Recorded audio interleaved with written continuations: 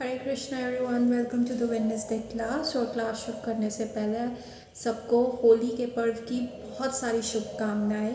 रंगों का त्यौहार है और आज हम इसी को लेते हुए बात करेंगे कि हमारी पर्सनालिटी के डिफरेंट रंग के बारे में हम बात करेंगे। आज पैरेलल यूनिवर्स के बारे में जो आप देखेंगे स्टार वॉर्स सीरीज़ में बहुत अच्छे से दिखाया गया है। और इसके बारे में हमारे शास्त्र क्या कहते हैं, क्या हम जैसे व्यक्तित्व वाले और भी लोग हैं, पैरेलल यूनिवर्स में ऐसा चल रहा है कि नहीं चल रहा। सो आज हम इसके बारे में बात करेंगे, प्रॉपरली साइंटिफिक वैदिक बेस बात करेंगे, different colours of our personality और हमारे अंदर की जो न्यूक्लियर पर्सनालिटी है। एक होता है हम गुड इंसान, एक होता है हमारे अंदर एक डिस्ट्रक्टिव एलिमेंट जिसको कहते हैं न्यूक्लियर पर्सनालिटी। वो हमारी न्यूक्लियर पर्सनालिटी है, वो कितनी डेवलप हुई है, वो कितने हमारे अंदर है, या वो हमारे अंदर है या वो एक पैरेलल यूनिवर्स में हमारी एक पर्सनालिटी चल रही है। तो आज इन सारे राजों से हम पर्दा उठाएंगे शास्त्र पढ़कर। और ये बता रहा है हमें भागवत गीता का चैप्टर नंबर 2 का श्लोक नंबर 66। पर शुरू करने से पहले करते हैं मंगलाचरण। ओम अज्ञानतिमिरान्धस्य ज्ञानाञ्जनशलाकया चक्षुरुन्मीलितं येन तस्मै श्री गुरुवे नमः।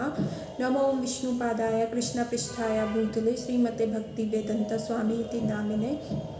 नमस्ते सरस्वती देवे गौरवाणी प्रचारिणी निर्विशेष शून्यवादी पाश्चात्य देशतारिणी। जय श्री कृष्ण चैतन्य प्रभु नित्यानंद श्री अद्वैत गदाधर शिवासादि गौर भक्त वृंद की जय। हरे कृष्णा कृष्ण कृष्ण हरे हरे, हरे राम राम राम हरे हरे, हरे कृष्ण कृष्ण कृष्ण हरे हरे, हरे राम राम राम हरे हरे, हरे कृष्ण कृष्ण कृष्ण हरे हरे, हरे राम राम राम हरे हरे। सो इतना एक्साइटमेंट था पैरेलल यूनिवर्स के बारे में बात करने का कि श्लोक हरे कृष्ण महामंत्र करना ही भूल गए। सो पहले हम पढ़ेंगे श्लोक और फिर आगे देखते हैं कि कहाँ हम उसका लिंक बना पाएंगे। नास्तिर्बुद्धि अयुक्तस्य न चक्षुतस्य भावना न च भाव्यतः संति असत्यस्य कुतः सुखम। इसका अर्थ है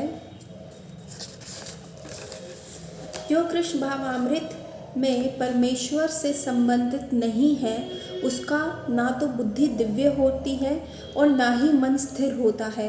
जिसके बिना शांति की कोई संभावना नहीं है और शांति के बिना सुख की कोई सुख कोई कैसे पा सकता है। तो जिसकी बुद्धि स्थिर नहीं है उसका मन स्थिर नहीं होगा। और अगर ऐसे हमारी बुद्धि इतनी रेस्टलेस होएगी, मन भी इतना रेस्टलेस होगा, तो क्या हम अंदर से पीसफुल हो पाएंगे? क्या हम अपने अंदर शांति अनुभव कर पाएंगे? बिल्कुल भी नहीं कर पाएंगे। और यही जो है ये है हमारी न्यूक्लियर पर्सनालिटी। अब देखना ये है कि ये सिर्फ हमारे अंदर है या पैरेलल यूनिवर्स में भी है। पर सबसे पहले पढ़ेंगे तात्पर्य श्रील प्रभुपाद द्वारा। श्रील प्रभुपाद की जय।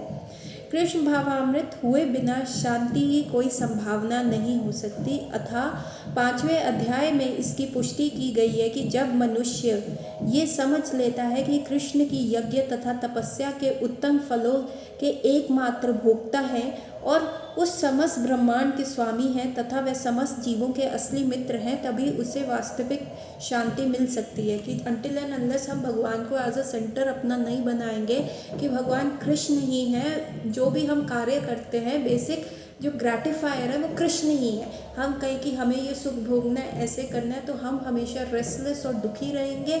तो हमें क्या करना है, अपनी बुद्धि को उस लेवल पे विकसित करना है ताकि हमारे अंदर ऐसी इंटेलिजेंस डेवलप हुए कि हम ये समझ सके कि कृष्ण ही है, वही भोगता है और जो हम हैं वो सेवक है। ठीक है। अतः यदि कोई कृष्ण भावामृत नहीं है तो उसके मन का कोई अंतिम लक्ष्य नहीं हो सकता। मन की चंचलता का एकमात्र कारण अंतिम लक्ष्य का अभाव है। सो अंटिल एंड अनलेस कोई फाइनल गोल नहीं होगा तो माइंड रेस्टलेस रहेगा। कहते हैं ना, खाली दिमाग शैतान का घर होता है। उसी प्रकार यदि हमारी लाइफ में कोई अल्टीमेट गोल नहीं होगा कि हमें जो है लॉर्ड कृष्णा तक जाना है, why people in old age become so insecure कि वो मरने वाले हैं, या हम एजिंग क्यों नहीं एक्सेप्ट कर पाते? क्योंकि हमें पता नहीं है कि what's next after death, death के बाद आफ्टर लाइफ क्या क्या है। और हमें लगता है कि हमने एक करियर बना लिया, हम उस करियर में अपना प्रैक्टिस कर रहे हैं, like I am a doctor तो मैं प्रैक्टिस कर रही हूँ, पर बट उसके बाद क्या? स्कूल टाइम में होता था फर्स्ट के बाद सेकंड, सेकंड के बाद थर्ड, फिफ्थ के बाद सिक्स, 11th के बाद 12th, तो एक पैटर्न था, गोल था नेक्स्ट क्लास में जाना है। 12th के बाद हाँ कॉलेज एंट्रेंस क्रैक करना है, मेडिकल कॉलेज जाना है, इंजीनियरिंग कॉलेज जाना है, सीए के कॉलेजेस पे जाना है, जो भी करना है, एमबीए करना है, कुछ भी करना है, तो it is all plan. Once you build a career, career बना लिया, आप अपने प्रोफेशन करने लगे, आपने जॉब करा, अपना बिजनेस किया, या आप एक प्रोफेशनल प्रैक्टिस में आ गए, सेल्फ प्रैक्टिस में आ गए। उसके बाद शादी करी, बच्चे किए, बच्चे बड़े हो गए, बच्चों की पढ़ाई वही सेम क्लासेस का, बच्चे कॉलेज में गए, बच्चों की शादी करी, अब बच्चे अपनी लाइफ में इन्वॉल्व हो गए हैं। अब हमारा क्या? हम ग्रैंड चिल्ड्रंस पाल लें, ठीक है, कर लिया। अब ग्रैंड चिल्ड्रंस भी बड़े हो गए, अब वो अपनी लाइफ में इन्वॉल्व है, अपनी टीनेज प्रॉब्लम्स में इन्वॉल्व है। एल्डरली ग्रैंड पेरेंट्स के लिए टाइम नहीं है, अब ग्रैंड पेरेंट्स कन्फ्यूज है, अब क्या, व्हाट्स नेक्स्ट? क्योंकि अभी तक 60 ईयर्स तक लाइफ बड़ी वैसी चल रही थी कि हाँ इसके बाद स्टेप 2 है, इसके बाद स्टेप 3 है, इसके बाद स्टेप 4 है।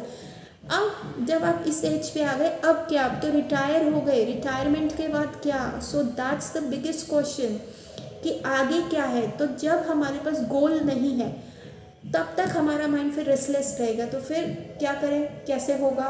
फिर क्या होता है? डिप्रेशन होता है, लोनलीनेस होता है, दुख होता है कि हम शादियों में नहीं जा सकते, हम जितने एक्टिव थे अब जॉइंट्स नहीं चल रहे, हम बाहर नहीं जा सकते, कोई हमारे पास आके बैठ नहीं रहा। ये एक एल्डरली पीपल के साथ प्रॉब्लम हुई क्योंकि they don't know what's the goal of life, restlessness आई। अब अनफॉर्चुनेटली जो ये सिनेरियो था कि ये चीज़ें एल्डरली पीपल में आती थी, अनफॉर्चुनेटली अब ये टीनेज में भी आ रही है, छोटे बच्चों में भी आ रही है, एडल्ट्स में भी आ रही है। Why? Because we have all become lonely. ठीक है, अब हम क्या कर रहे हैं, वो क्लासेस का पैटर्न तो चल ही रहा है, लेकिन स्टिल हमें गोललेस फील हो रहा है, एक बहुत अंदर से इम्बाइब लोनलीनेस फील होती है। So every day in to my practice I get one और अदर पेशेंट जो मेरे को आके यहाँ पे रोता है और कहता है कि ma'am I am feeling very lonely, I am living in a family पर I am feeling very lonely. अभी कल ही एक लेडी आई जॉइंट फैमिली में से, जिसमें 2 भाई, इतनी नंदे हैं और उनके खुद के आगे बच्चे हैं, तो they live in a big joint family. वो आके मेरे सामने रो रही है कि कोई मेरे को समझता नहीं है, I am being neglected, not being understood, और एक वो लव नहीं है, आई डोंट फील वांटेड कि लोगों को मेरी ज़रूरत महसूस हो, और इतना मेरे को फोरसेकन का फीलिंग आता है, ऑर्फन का फीलिंग आता है। इतनी बड़ी फैमिली में एकदम ऐसे लगता है कि जैसे अनाथ हूँ, किसी को मेरी कोई ज़रूरत नहीं है, मेरे हस्बैंड को ज़रूरत नहीं है, मेरी डॉटर जो है सोते हुए छोटी सी लड़की है, अभी प्री स्कूल जाती है, वो छोटी सी लड़की रोते हुए सपनों में अपनी बुआ को याद कर रही है, एज इफ़ कि मेरा एग्जिस्टेंस ही नहीं है। So again the goalless thing, emptiness आ जाती है और फिर मन अस्थिर हो जाता है। तो यहाँ जो भगवान कृष्ण कह रहे हैं, सटीक, एकदम सटीक बात बोली गई है। And I as a doctor see that every day in my practice कि कोई ना कोई आ रहा है, no goal in life, nothing they have, emptiness feel होता है, अपनी जो गिवन रिस्पॉन्सिबिलिटीज़ है वो भी नहीं दिखती, वो भी बर्डन फील होना शुरू हो जाता है, because you don't enjoy your self अंदर से। तो इसीलिए जो रिस्पॉन्सिबिलिटीज़ हैं वो भी बर्डन लगती हैं। तो उसको अपने डॉटर को पालना, स्कूल भेजना बर्डन है, अपने हस्बैंड का टिफ़िन पैक करना बर्डन है, तो everything seems as a burden. All she does is कि शी सिट्स एंड क्राई, वो बैठी है और वो रो रही है, वो बैठी है और वो रो रही है। So this is when you lose a goal in your life.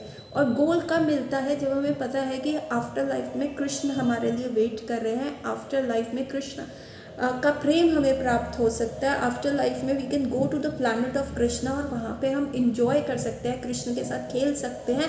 सो हमारे पास वहाँ पे भी एक्टिविटीज़ हैं और वो शाश्वत जीवन है, मतलब नेवर एंडिंग। वहाँ पे टाइम का कोई कंसेप्ट ही नहीं है। सो एक पैरेलल यूनिवर्स जो बता रही हूँ, वो पैरेलल यूनिवर्स नहीं है, वो द अल्टीमेट यूनिवर्स है, द परमानेंट यूनिवर्स है, जहाँ पे टाइम का कंसेप्ट नहीं है, जहाँ पे एजिंग नहीं होती, जहाँ पे birth, death, old age, disease नहीं होता, वो प्लैनेट है भगवान श्री कृष्ण का प्लैनेट गोलोक, या डिफरेंट काइंड ऑफ वैकुंठ है।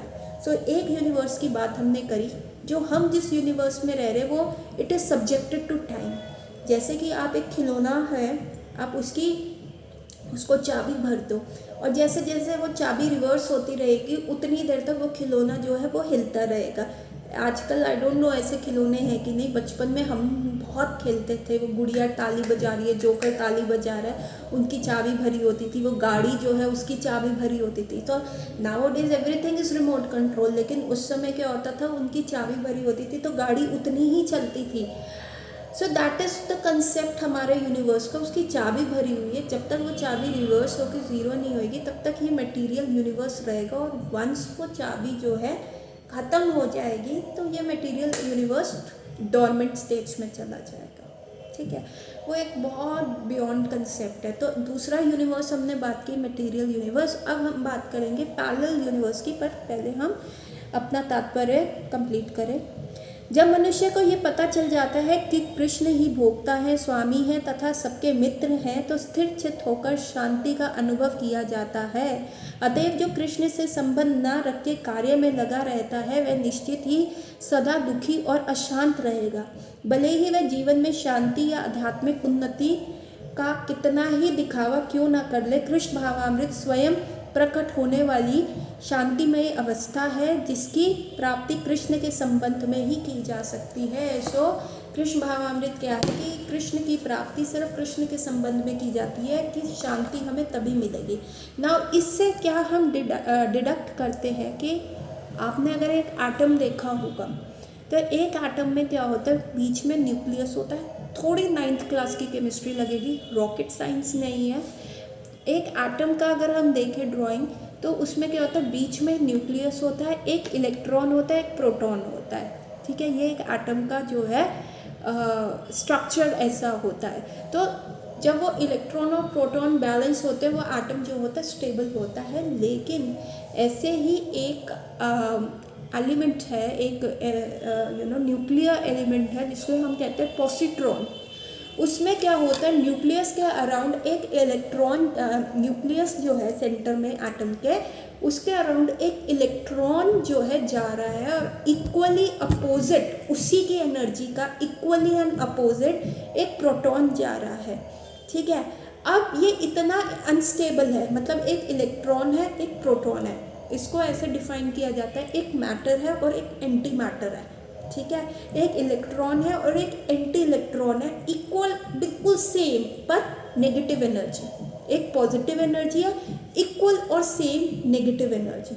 सो जब पॉजिटिव और नेगेटिव मिलते हैं तो क्या होता है, डिस्ट्रक्शन होता है, नेगेटिव होता है। सो जो पॉजिट्रॉन है, एक ये न्यूक्लियर जो एंटी मैटर है, जिसके बारे में हमने स्टार वॉर्स की जितनी भी मार्वल यूनिवर्स की मूवीज़ आई हैं जिसमें पैरेलल यूनिवर्स और ये चीज़ करी है, हमेशा एंटी यूनिवर्स एंटी मैटर की बात हुई है, हमेशा एक ऐसे मैटर की बात हुई है जो आपकी पर्सनालिटी से कम्प्लीटली टोटली एकदम डिफरेंट है।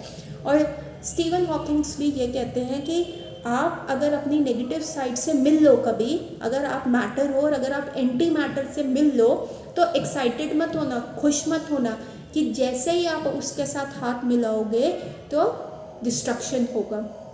सो a negative and a positive जब इकट्ठे आते हैं तो it becomes negative, it becomes a destructive phase.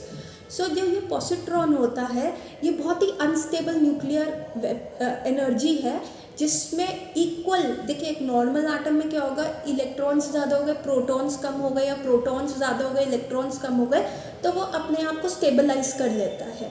लेकिन पॉजिट्रॉन क्या है, it's a very unstable element. उसमें एक ही इलेक्ट्रॉन और एक एंटी इलेक्ट्रॉन है, मतलब एक अगर मैटर है एक एंटी मैटर है इक्वल एनर्जी का, और वो अस्थिर है, और वो इतने अस्थिर है कि जब तक वो मिलेंगे तो डिस्ट्रक्शन हो जाएगी, और जब तक वो अवॉइड कर रहे हैं मिलना तो वो इतनी अस्थिरता में रहेंगे। ठीक है, सो इसका मतलब क्या हो गया कि एक गुड पर्सन है और एक बैड पर्सन है। तो जितनी भी मूवीज़ में आपको दिखाया जाता है, और जो स्टीफन हॉकिंग्स ने भी बोला कि अगर आप अपने किसी एंटी पर्सनालिटी से मिलते हैं, एंटी मैटर पर्सनालिटी से मिलते हैं। एक्साइटेड मत होना, उससे दूर भागना, जितनी दूर हो सके भागोगे उतना ठीक रहोगे। सो क्या है कि हमें ऐसी एंटी पर्सनालिटी से अपनी मिलना ही नहीं है। और स्टीफन हॉकिंग्स कहते हैं कि ये पैरेलल यूनिवर्स चल रहे हैं। अगर आप यहाँ पे बहुत गुड पर्सनालिटी हो तो आपकी एक एंटी पर्सनालिटी वहाँ पे होगी जो बहुत ही ज़्यादा ख़राब होगी। तो हमें उस पैरेलल यूनिवर्स में नहीं जाना और ना उस बंदे को अपने यूनिवर्स में मिला के हाथ करना, क्योंकि it will lead to a destruction, it will lead to a complete nuclear destruction, जैसे पॉजिट्रॉन का हमने सुना। अब हमारे शास्त्र इसके बारे में क्या कहते हैं, पैरेलल यूनिवर्स के बारे में क्या कहते हैं, matter, anti matter, good personality, bad personality के बारे में क्या कहते हैं। हमारे शास्त्र बताते हैं गुड पर्सनालिटी है जो कि है सुर, और एक बैड पर्सनालिटीज़ हैं जो है असुर। सो सतयुग में क्या होता था, सुर और असुर जो थे वो डिफरेंट प्लैनेट्स पे रहते थे, ठीक है, उनका प्लैनेट ही डिफरेंट था, जिसको आप पैरेलल यूनिवर्स कह लो। तो उसमें क्या होता था, सुर और असुरों में वॉर होती थी, जिसको कहते हैं देव असुर संग्राम हुआ करते थे। और वो जो होता था स्पेस में हुआ करता था, क्योंकि एक प्लैनेट से दूसरे प्लैनेट में इन्वेजन हो रहा है, जैसे कि हम स्टार वॉर मूवीज़ में बहुत देख चुके हैं, ठीक है। सो एक प्लैनेट से दूसरे में हो रहा होता था और तब डिस्ट्रक्शन लीड होता था। तो सतयुग में ये दोनों पर्सनालिटीज़ जो थी वो डिफरेंट प्लैनेट्स में रहती थी, आप कह लो पैरेलल यूनिवर्सेस में रहती थी। त्रेता में थोड़ा सा चेंज हो गया। त्रेता के अंदर क्या हुआ, ये दोनों पर्सनालिटीज़ जो है ऑल्दो एक ही प्लैनेट पे रहने लग गई, लेकिन डिफरेंट कॉन्टिनेंट्स पकड़ लिए या डिफरेंट कंट्रीज़ पकड़ ली। जैसे भगवान श्री राम जो थे इंडिया में थे और जो रावण था श्रीलंका में था, लंका में था। तो आप देखेंगे कि ऑल्दो सेम प्लैनेट पर फिर भी डिस्टिंक्शन रहा कि डिफरेंट कंट्रीज़ हो गई। मतलब जैसे भगवान श्री राम ने जब मारीच को धनुष बाण मारा था, तो मारीच एग्जैक्टली इतने किलोमीटर्स जाके गिरा, और वहाँ जहाँ वो गया उसने अपनी एक टाउनशिप बना ली, मतलब अपने गंदे लोगों की टाउनशिप बना ली उस समय। सो आई एम नॉट सेइंग कि आज जो वो कॉन्टिनेंट बन चुका है, आज जो कंट्री बन चुका है वहाँ गंदे लोग रह रहे, नहीं। अब कलयुग में तो ये पैरेलल यूनिवर्स का कंसेप्ट चेंज हो गया ना। तो मैं अभी त्रेता की बात कर रही हूँ। तो मारीच जहाँ पे गया उस लैंड को मारीचिस लैंड बोला गया। मारीच ने उसको अपना राज्य बना लिया। एग्जैक्टली आज आप वो लैंड को देखोगे तो वो एग्जैक्टली उतने किलोमीटर्स दूर है जहाँ भगवान राम ने मारीच को तीर मारा था, जितने किलोमीटर्स मारीच को दूर भगाया था, दूर फेंका था। तो वो मारीचिस से टाइम के साथ बढ़ते बढ़ते मारीचिस मॉरिशियस, इट बिकेम मॉरिशियस, ठीक है। उस समय जो था लैंड, जिसे ऋषि लैंड कहा जाता था, ऋषि जहाँ ऋषि जाके तपस्या करते थे, ऋषिस रशिया, सो वो लैंड था रशिया। आज हम देख रहे हैं Russia is been involve in the big war. So अभी जो हम बात कर रहे हैं वो त्रेता की कर रहे हैं। कलयुग में जो है पैरेलल यूनिवर्स का कंसेप्ट चेंज हो। सो लैंड्स, कॉन्टिनेंट्स वर डिवाइडेड कि यहाँ पे गुड पीपल, यहाँ पे बैड पीपल रहेंगे। जैसे ऑस्ट्रेलिया था जहाँ अर्जुन ने अपने सारे अस्त्र छुपा के रखे। अच्छा वो तो अब द्वापर की बात आ गई।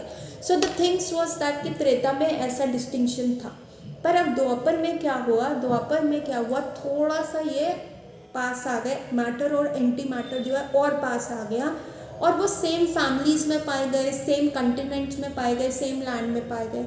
जैसे द्वापर में पांडव्स की फैमिली थी और कुरुस की फैमिली थी, although they were from the same clan, लेकिन दुर्योधन बहुत ही, जिसको कहते हैं कली पर्सोनिफाइड था, और अर्जुन जो था एकदम डिफरेंट, एकदम अपोजिट था। सो जो मैटर और एंटी मैटर जितना जितना पास आता गया उतनी अनस्टेबिलिटी होती रही, उतनी ही वॉर जो है डिस्ट्रक्टिव होती रही, ठीक है। लॉर्ड राम की और रावण की वॉर थी वो डिस्ट्रक्टिव थी, बट फिर भी जितनी वॉर, सबसे बड़ा डिस्ट्रक्शन जो हुआ, जो सबसे बड़ा war beyond world war 1, beyond world war 2 जो देखा गया महाभारत में। जितना बड़ा वो वॉर हुआ था कुरुस और पांडवास के बीच में। एंड द साइंटिस्ट से कि आज भी अगर कुरुक्षेत्र की मिट्टी को खोदा जाए तो नीचे जो है रक्त वाली रेड मिट्टी मिलती है, जो रक्त रंजित मिट्टी होती है वो आज भी मिलती है। सो द कुरुस एंड पांडवास, वो अब जो सुर और असुर, मैटर और एंटी मैटर का कंसेप्ट था वो एक ही फैमिली में आने लग गया, और वो एक ही फैमिली के अंदर रहने लग गए और वहीं पे वॉर हो गया। मैटर एंटी मैटर, मतलब हम इंसानों को देख के कह सकते थे Arjun is a good person, Karan is a bad person. Yudhishthir महाराज कितने सौम्य है, आराम से हैं, और जो ये दुर्योधन है इसमें ऑल बैड थिंग्स हैं। So there was not a combination. अब कलयुग में क्या हुआ, मैटर और एंटी मैटर एक ही पर्सन में आ गए, एंटी मैटर और एंटी मैटर एक ही पर्सन के अंदर रहने लग गए। इसीलिए कलयुग के मनुष्यों की बुद्धि जो है कम है, उनका माइंड अनस्टेबल है, क्योंकि आपको ऐसा लगता है एक कंधे पे एंजल बैठा है, एक कंधे पे डेविल बैठा है। एंजल कह रहा है अच्छा काम कर, अच्छा काम कर, डेविल कह रहा है अरे जुगाड़ कर, हमें आगे का किसने देखा है, तू अभी का देख। सो एक गुड डॉग है, एक बैड डॉग है, एक मैटर है, एक एंटी मैटर है, जो एक इंसान के अंदर बैठा है। अब ये बिल्कुल वैसे ही पॉसिबिलिटी आ गई, वो पॉजिट्रॉन की आ गई, जहाँ पे बीच में न्यूक्लियस है, बीच में आपका सोल है, एक तरफ एटम एक तरफ आपका इलेक्ट्रॉन बैठा है और एकदम एंटी इलेक्ट्रॉन बैठा है, और दोनों ही सेम एनर्जी का है।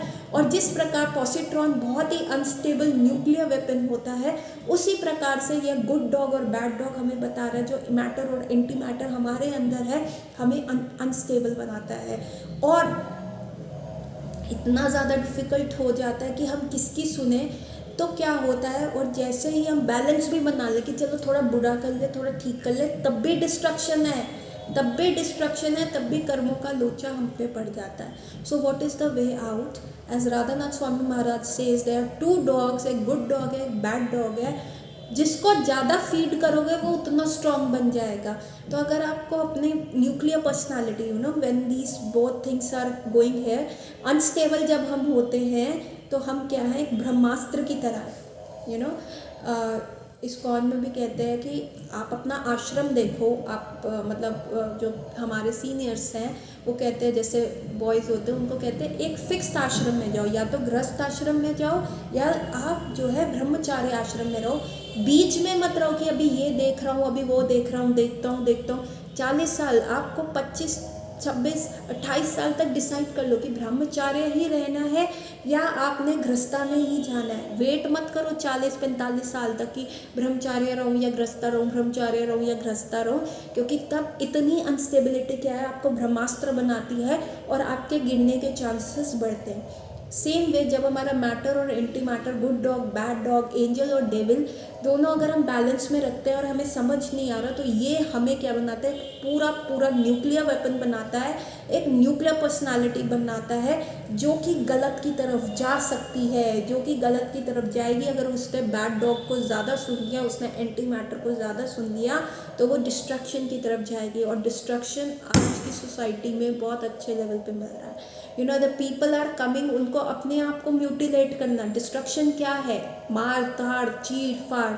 तो क्या होता है ऐसे लोगों को, जब वो बैड डॉग को अच्छा खासा फीड कर लेते, एक तो अनस्टेबिलिटी रही, अनस्टेबिलिटी में जिसने जो बोला वो सीख लिया, या तो आप गुड डॉग को फीड करो तो आप जो है एक स्टेबल एलिमेंट बन जाओगे, आपकी बुद्धि स्थिर हो जाएगी, आपके अंदर पीस होगा, आपके अंदर इंटरनल हैप्पीनेस वैसे ही होगी कि अगर हम अपने गुड डॉग को फीड करते रहेंगे। एज राधानाथ स्वामी महाराज से देयर टू डॉग्स, जिसको ज़्यादा हड्डी डालोगे वो स्ट्रॉन्गर होता रहेगा और दूसरा इतना वीक हो जाएगा कि वो अल्टीमेटली मर जाएगा। So this is a way out, ठीक है। पर हमसे एक्सपेक्टेड है कि हम गुड डॉग को डालें, और गुड डॉग को डालने का मतलब क्या है कि जब हम कृष्ण भावामृत के स्तर पे जाएं, जब हम भगवान को ही भोक्ता माने, जब हम कहें कि नहीं एवरीथिंग इज़ फॉर गॉड, ईशावासा प्रिंसिपल लगाए कि ये भगवान ने सारी सृष्टि बनाई है, मुझे भी भगवान ने बनाया, सामने वाले को भी भगवान ने बनाया, तो मैं क्यों द्वेष करूँ उसके साथ। मेरे को शेयरिंग करनी है, मेरे को जुगाड़ नहीं लगाना, मेरे को अपने बारे में ऐसे नहीं सोचना। तो इससे क्या होगा, पीसफुल आएगा, ब्रदरहुड की फीलिंग आएगी ऑल ओवर, और ये पूरा जो पृथ्वी है वो एक कुटुंब, एक फैमिली की तरह रहेगी, जिसका कॉमन फादर होगा वो भगवान कृष्ण होगा। So this is like feeding a good dog. जब हम एक कॉमन फादर की तरफ अपना रिस्पेक्ट, रेवरेंस, वेनरेशन, ये सारी चीज़ें दिखाती है, तो हमारे लिए सब एक होते हैं, हमारे लिए सब हमारे भाई बंधु होते हैं। लेकिन जब हम अनस्टेबल हैं और हमने बैड डॉग का सुन लिया, बैड डॉग को कर लिया, क्योंकि अनस्टेबिलिटी में क्या, कोई हैप्पीनेस नहीं है, कोई पीस नहीं है, और मरता क्या नहीं करता, बंदा अपनी हैप्पीनेस और पीस के लिए तो करता है। हम क्यों कमाते हैं, हम क्यों अपनी नाइट लाइफ एंजॉय करते हैं, क्योंकि वो हमें एक थ्रिल दे रहा है। हम क्यों बाहर जाना चाहते हैं, हम फॉरेन कंट्रीज़ में क्यों जाना चाहते हैं, क्योंकि वो एक थ्रिल दे रहा है। क्यों हम इंस्टाग्राम पे डालते हैं, क्योंकि हमारे अंदर इतनी इंस्टेबिलिटी है कि हम अपनी फ़ोटो डाल के 10 जनों से अप्रूवल लेते हैं, क्योंकि वो हमें थ्रिल दे रहा है, उनका अप्रूवल। हम अपने आप को शीशे में देख के अपने आप को एक्सेप्ट नहीं कर रहे, पर हमें 10 जने 100 लाइक्स, 100 हार्ट, 100 इमोजीज चाहिए अपने आप को एक्सेप्ट करने के लिए, क्योंकि इतनी हमारे अंदर अस्थिरता आ गई है। और ये एक अस्थिर स्टेज हो गया जब हम दूसरों के ओपिनियन पे जाते हैं, जब हम अपने माइंड की सुनते हैं कि नहीं नहीं मुझे ये भी इंजॉय करना है, मुझे ये भी इंजॉय करना है, इसके लिए ये पैसे करो, इसके लिए चाहे चोरी करो, डकैत करो, कुछ भी करो, एवरीथिंग चलता है, all is I need happiness. और फिर भी हम हैप्पी नहीं रहते, क्योंकि गुड और बैड पर्सनालिटी अभी आपस में, मैटर एंटी मैटर एक ही में है। पैरेलल यूनिवर्स से मिट के कलयुग में हमारे अंदर ही आ गया है, और चॉइस हमें करनी है। लेकिन जब हम बैड डॉग को करते हैं, और जब हम न्यूक्लियर वेपन, मतलब हम अपने गुड डॉग को मार देते हैं और हम सीधा बैडनेस की तरफ जाते हैं, एक टाइम की हैप्पीनेस के बाद हमें बहुत डिप्रेशन होता है, क्योंकि गोल नहीं है। जैसे हमें पता नहीं व्हाट्स नेक्स्ट, और जब हमें व्हाट नेक्स्ट नहीं मिलता तो हम परवर्टेड वेज ऑफ थ्रिल के लिए जाते हैं। वो परवर्टेड वेज क्या, म्यूटिलेशन, चीर फाड़, मर्डर, सेल्फ हार्म करना। लाइक अभी 13 साल की एक लड़की आई, वो अपने आप अपना गुस्सा, फ्रस्ट्रेशन कैसे निकालती है, उसका प्लेजर अकाउंट क्या है, वो ब्लेड से अपने आप को काटती है, अपने आप को सारी जगह उसने अपने आप को काटा है, पैर पे काटा है। क्यों? क्योंकि अस्थिरता है। वो happiness, where to find happiness उसको समझ नहीं आ रहा। वो उसको लगता है मुझे ऐसी मूवीज़ दिखाओ जिसमें म्यूटिलेशन है। आप देखेंगे वेस्टर्न वर्ल्ड में कितनी ऐसी मूवीज़ आती हैं, जॉ आ रही है, एनिमल्स म्यूटेट कर रहे हैं, या कई लोगों को ऐसी मूवीज़ है कि कई लोगों को कैप्चर किया जाता है और उनका एक एक ऑर्गन काटा जाता है, ब्लड जा रहा है, वो चीख रहे हैं, और दूसरे की चीख सुन के वो दूसरे बंदे को इतना सडिस्टिक प्लेजर मिल रहा है कि वाह क्या है, ये क्या है। या आजकल कई लोग अपने आप को म्यूटिलेट करते हैं कि एक आदमी ने, अभी हमने पीछे भी इसकी सीरीज़ में मैंने अपनी बोला था कि एक आदमी ने अपने आप को इतना काट दिया, इतना एम्प्यूट कर दिया, अपनी नाक काट ली, कान काट लिए, ऑल ओवर बॉडी उसने टैटू बना लिए। क्यों? क्योंकि वो दिखना चाहता था एक एलियन की तरह। एक और बंदे ने क्या किया, इतना पैसा लगाया, इतना पैसा लगाया, क्योंकि उसको अपनी ह्यूमन बॉडी पसंद नहीं थी, और वो परमानेंटली उसने अपनी बॉडी पे फॉक्स के हेयर्स लगवा लिए, और वो कम्प्लीटली एक फॉक्स में टर्न हो गया। सो ये सारी चीज़ें क्या है, ये हमें म्यूटिलेशन की तरफ जाती है। जब हम बैड डॉग को फीड करते हैं, बैड डॉग क्या करेगा, पहले तो आपको पैसा कर लो, गाड़ी कर लो, फॉरेन ट्रिप मार लो, ये कर लिया, वो कर लिया, महंगी से महंगी शराब पी ली, राडो की घड़ी पहन ली, रोलेक्स की पहन ली, महंगी से महंगी गाड़ी ले ली। अब व्हाट नेक्स्ट, ये सब तो मैं कर चुका ना, अब मुझे और थ्रिल चाहिए, ये तो हो गया ना, मुझे अब और थ्रिल चाहिए। और थ्रिल कहाँ आया, एक्सट्रीम थ्रिल कहाँ है, म्यूटिलेट करो, या पहले अपने आप को म्यूटिलेट करो। मैंने उस लड़की से पूछा तेरे को पेन नहीं होता, तेरे को दुख नहीं होता, दर्द नहीं होता? नहीं, प्लेजर मिलता है। मैं कहा तेरी मम्मी क्या कहती है? कहती मम्मी देख लेती है, करने नहीं देती, पर अब मैं अपने थाइस पे करती हूँ, बहुत मज़ा आता है। ठीक है। और उसके बाद जब सेल्फ म्यूटिलेशन ख़त्म हो जाता है, फिर दूसरों का करते हैं। या खुद को करने में इतना मज़ा आ रहा है तो दूसरे को करने में कितना आएगा। इतनी इंस्टेबिलिटी हो जाती है कि जो मास किलिंग हो रही है, जो बच्चे गन ले जाके स्कूल में शूट आउट कर देते हैं, सारे इनोसेंट बच्चों को मार देते हैं, फिर खुद को मार लेते हैं, खुद के पेरेंट्स को मार देते हैं। ये क्या है, जब हम बैड डॉग को इतना फीड करते हैं। सो क्या है, हम ही एक अपने आप में न्यूक्लियर पर्सनालिटी बन जाते हैं। हम ही अपने आप में इतना ज़्यादा ख़राब बन जाते हैं कि हम अपना एक एंटी मैटर फॉर्म बन जाते हैं। तो जो वो पैरेलल यूनिवर्स सत्युग में डिफरेंट यूनिवर्सेस था, त्रेता में सेम प्लैनेट डिफरेंट कंटिनेंट्स पे हो गया, और द्वापर में एक ही फैमिली में हो गया, एक ही कंटिनेंट, एक ही प्लेस पे रहने का हो गया। कलयुग में वो एक ही पर्सन में सिमट गया। तो actually each and every person is a nuclear personality, क्योंकि वो इतने अनस्टेबल है, वो मैटर और एंटी मैटर की वजह से। पर the choice have to be made, good dog को फीड करना है, बैड डॉग को बनना है, आपने न्यूक्लियर वेपन बनना है। क्योंकि जब गोल नहीं होगा तो आप न्यूक्लियर वेपन बनने की तरफ जाएंगे, लेकिन जिस दिन गोल हुआ लाइफ का, उस दिन आप उस तरफ जाएंगे। एक ऐसे यूनिवर्स जिसके बारे में मैंने पहले बात करी थी जहाँ पे टाइम का कंसेप्ट ही नहीं है, जब टाइम ही एब्सोल्यूट है, जहाँ पे एजिंग नहीं है, डेथ नहीं है, बर्थ नहीं है, इट इज़ एब्सोल्युटली सूरियल, तब हम उस यूनिवर्स में जा पाएंगे। यू नो, नाजीज़ का जब टाइम था, जो जर्मन्स वहाँ पे थे जिन्होंने ज्यूस के ऊपर एसिड रेन किया, ज्यूस के, हिटलर के अंडर जितने भी नाजीज थे उन्होंने ज्यूस को इतना मारा, इतना मतलब कंसंट्रेशन कैंप में इन ह्यूमन ट्रीटमेंट उनके साथ किया गया। और बाद में जब उन जर्मन्स का इंटरव्यू लेने लगे, जब वो सेकेंड वर्ल्ड वॉर ओवर हो गया था, तब उन्होंने पता क्या कहा, कहते हैं हमें पता ही नहीं था कि हम इतना गलत काम कर रहे हैं। अब हम इसके बारे में सोचते हैं तो हमारी रूह कांप जाती है कि हम ऐसे इतना इनह्यूमन कर पाए। हम इसलिए कर पाए क्योंकि हमारे पास एक कॉमन अथॉरिटी थी, हमारे ऊपर हिटलर था और हमें लगता था जो वो कह रहे हैं वो सही कह रहे हैं, वही हमारा गोल है, उसी गोल के हिसाब से चलना।